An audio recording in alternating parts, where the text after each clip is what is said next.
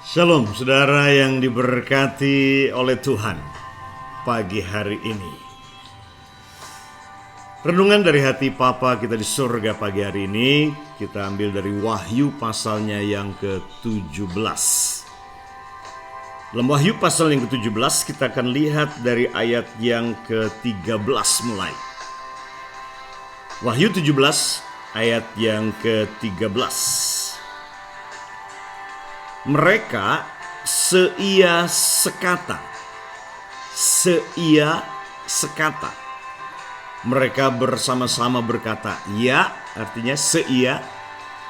Tapi juga mereka berkata yang sama. Ya, satu ya dan satu kata. Seia sekata. Dan dikatakan kekuatan dan kekuasaan mereka berikan kepada binatang itu. Siapa di sini? Ini berbicara tentang iblis, ya, bicara tentang nabi palsu, yang kemudian dikatakan iblis dan nabi palsu ini sepakat, seia sekata, memberikan kuasa yang mereka miliki kepada binatang itu. Siapa binatang itu? Antikristus. Antikristus. Ini manusia, pemimpin dunia. Nah, ini bicara tentang akhir zaman tentunya. Banyak berspekulasi. Ya, Antikris ini, pemimpin dunia ini akan muncul dari Eropa. Muncul dari Timur Tengah. Banyak penafsiran. Tapi kita tidak akan bahas bagian itu. Tapi yang saya ingin bahas adalah ini. Bagaimana iblis, nabi palsu, dan antikris ini mereka menjadi tritunggal kekuatan yang bersepakat. Bersepakat untuk tujuan ini. Satu goal mereka sepakat, yaitu untuk menghancurkan gereja, menghancurkan umat Tuhan, menghancurkan orang-orang kudus, dan memerangi Tuhan dan kehendaknya dan kerajaannya. Coba lihat bersama-sama ayatnya yang ke-13 ini. Dikatakan mereka seia sekata, kekuatan dan kekuasaan mereka berikan kepada binatang itu, yaitu antikris itu yang punya sifat karakter binatang yang buas. Tidak punya moral insting sama sekali. Tidak punya nilai dan prinsip, tidak takut Tuhan. Ayat ke-14, mereka siapa? Antikris itu. Sosok antikrisnya mungkin belum kelihatan muncul. Tidak ada yang mengklaim saya antikris. Tidak. Tapi rohnya antikris itu sudah ada saat ini. Bekerja pada pemimpin-pemimpin dunia yang tidak kenal Tuhan, tidak takut Tuhan, yang menganiaya orang-orang kudus dan kebenaran. Mereka akan berperang melawan siapa? Anak domba. Yang diperangi siapa? Anak domba. Siapa anak domba itu?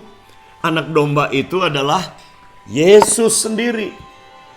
Ya, saya punya anak domba di meja saya.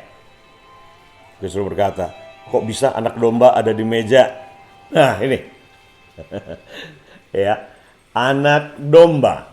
Nah, memerangi anak domba.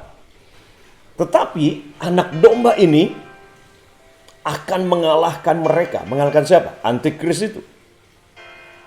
Karena ia, anak domba itu adalah Tuhan di atas segala Tuhan dan Raja di atas segala Raja. Wow. Apa yang terjadi dengan anak domba? Anak domba yang polos, lemah, gampang panik, ya, tidak bisa membela diri, tidak agresif. Kalau kambing masih punya tanduk, tapi anak domba, apa yang terjadi? Bagaimana anak domba bisa mengalahkan, bisa menang mengalahkan antikris, nabi palsu, dan si iblis itu? Mengalahkan mereka karena ia adalah Tuhan, karena anak domba itu Tuhan di atas segala Tuhan, Raja di atas segala Raja. Mereka bersama-sama dengan dia juga akan menang. Mereka, orang-orang kudus bersama dia, anak domba itu, juga akan menang. Siapa? Yaitu mereka yang terpanggil, yang telah dipilih, dan yang setia. Wah, Yesus dia anak domba Allah yang 2000 tahun lalu dibawa ke tempat pembantaian. Dia domba keluh. Dia tidak membuka mulutnya, dia anak domba. Yang Yohanes berkata, lihat anak domba Allah yang memikul menanggung dosa seisi dunia. Yesus 2000 tahun lalu ditangkap di Taman Getsemani. Ketika Petrus ingin membela Yesus dengan mencabut pedang dan memotong telinga prajurit yang menangkap dia. Yesus marah. Karena Yesus saja tidak membela diri. Kalau dia ingin membela diri, dia bisa panggil malaikat. Tapi Yesus seperti domba keluh yang menyerahkan dirinya dibawa ke tempat pembantaian. Dia tidak membela diri, dia tidak membuka mulutnya. Ketika dicaci maki, dia pun tidak membalas. Dia anak domba yang mengangkut dosa seisi dunia. Teori anak domba ini penting. Mungkin hari-hari ini saudara sedang dihadapkan dengan situasi yang tidak menyenangkan. Sudah diperlakukan dengan tidak adil, digosipkan, difitnah, mungkin ditipu dan dicurangi. Kita punya tendensi, saudara, kita ingin bangkit dengan sifat yang seperti singa, yang langsung ingin menerkam balik. Tetapi Yesus tidak. Pakai teori anak domba ini, diam, tidak banyak bicara, menyerahkan kepada Bapa dan kehendaknya, karena pembalasan adalah hakku. Yesus mati di kayu salib. Tapi pada hari yang ketiga, anak domba yang disembelih dan mengangkut dosa seisi dunia. Hari ketiga dia bangkit dari kematian. Dan ketika dia bangkit dari kematian itulah Yesus sang anak domba itu berubah menjadi singa dari suku Yehuda. Turning a lamb into a lion. Lamb unto lion. Ketika dia bangkit, dia bukan lagi anak domba, tapi dia singa dari suku Yehuda. Yang telah menang atas maut, menang atas dosa, menang atas sakit penyakit, menang atas segala strategi, tipuan dan serangan daripada si iblis dan roh antikris itu. Itu sebabnya dikatakan di sini, ketika antikris itu, roh jahat nabi palsu itu memerangi anak domba itu dikatakan mengalahkan antikris itu. Karena dia, anak domba itu adalah Tuhan di atas segala Tuhan dan raja di atas segala raja.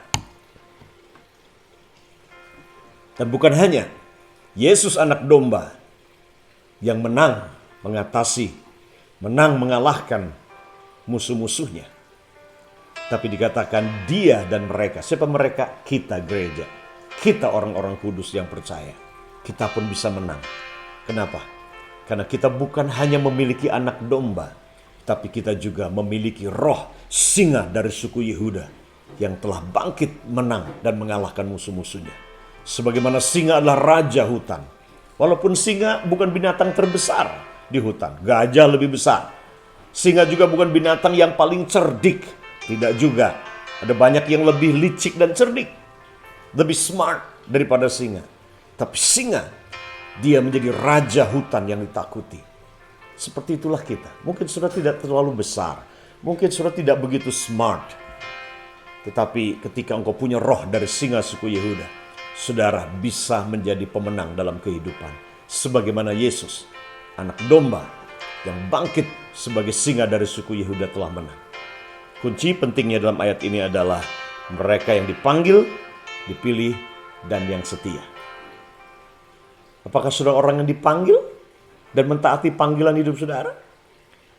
Apakah saudara sadar bahwa saudara lah orang-orang yang dipilih, bukan cuma banyak dipanggil, sedikit yang dipilih, tapi saudara dipanggil tapi juga dipilih. Masuk kualifikasi kualitas orang-orang yang terpilih. Dan bukan cuma itu, ada banyak yang dipanggil, dipilih, tapi kemudian tidak finishing well karena tidak setia. Tetapi ayat ini berkata, bukan cuma dipanggil, dipilih, tapi juga setia.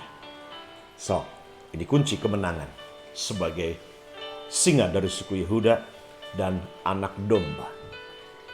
Kalau saudara punya anak domba, maka saudara punya mujizat dan kemenangan dalam hidup saudara dan di rumah saudara.